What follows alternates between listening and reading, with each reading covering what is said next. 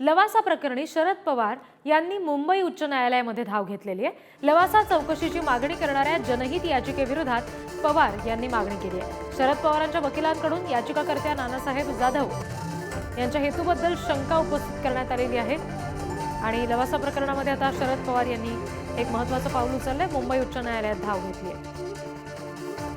प्रतिनिधी ज्ञानेश्वर चौतमल यांच्याकडून अपडेट्स घेऊयात। ज्ञानेश्वर, काय नेमकं म्हटलेलं आहे याचिकेमध्ये?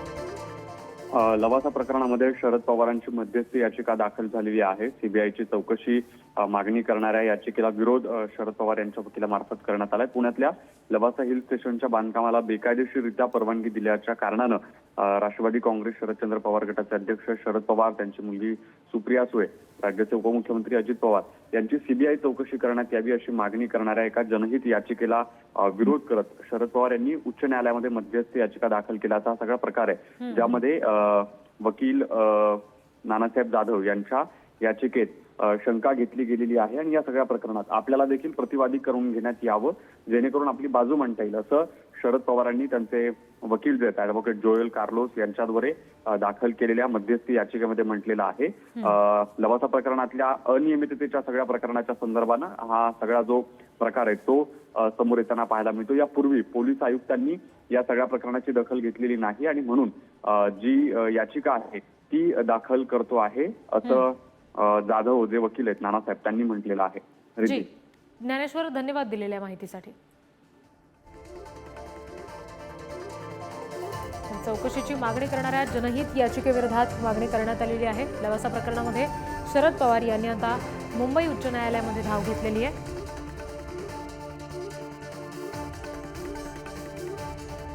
चौकशीची मागणी करणारी जी जनहित याचिका होती त्याच्या विरोधात शरद पवार यांनी मागणी केली आहे। शरद पवारांच्या वकिलांकडून जे याचिकाकर्ते आहेत नानासाहेब जाधव यांच्या हेतूवर शंका उपस्थित करण्यात आलेली आहे। या प्रकरणामध्ये शरद पवार, सुप्रिया सुळे, अजित पवार अशा सगळ्यांची चौकशी केली जावी अशा पद्धतीची मागणी होती।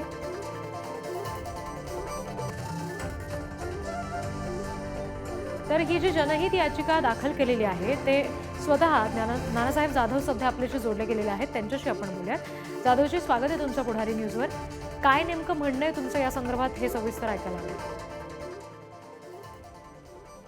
हवं। मला हिंदी ऐकायला येतोय काहीतरी? तुम्ही बोला, तुमचा आवाज येतोय। प्रश्न असा होता की नेमकं तुमचं म्हणणं काय आहे या सगळ्या संदर्भात, हे सविस्तर ऐकायचं आहे।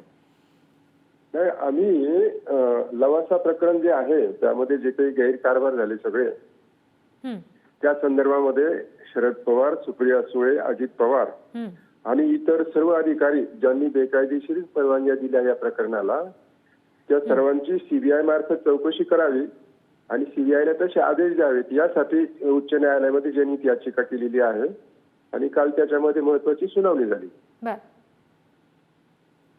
जी जाधवजी, धन्यवाद, तुम्ही ही प्रतिक्रिया पुढारी न्यूजला दिलीत यासाठी। लवासा प्रकरणी शरद पवार यांनी मुंबई उच्च न्यायालयामध्ये धाव घेतलेली आहे आणि चौकशीची मागणी करणारी जी जनहित याचिका आहे त्याच्या विरोधात आता शरद पवार यांनी हे पाऊल उचललेलं आहे। या सगळ्या दरम्यान लवासाचं जे प्रकरण आहे त्याच्यामध्ये शरद पवार, सुप्रिया सुळे, अजित पवार यांची चौकशी केली जावी अशा पद्धतीची मागणी होती। मात्र या विरोधात आता शरद पवार यांनी मुंबई उच्च न्यायालयामध्ये धाव घेतलेली आहे। शरद पवार यांच्या वकिलांकडून याचिकाकर्ते आहेत त्यांचा जो हेतू आहे त्याच्यावर शंका उपस्थित केली गेली आहे आणि त्यामुळेच आता मुंबई उच्च न्यायालयात या संदर्भात धाव घेतली गेली शरद पवार यांच्याकडून, असं समजतंय।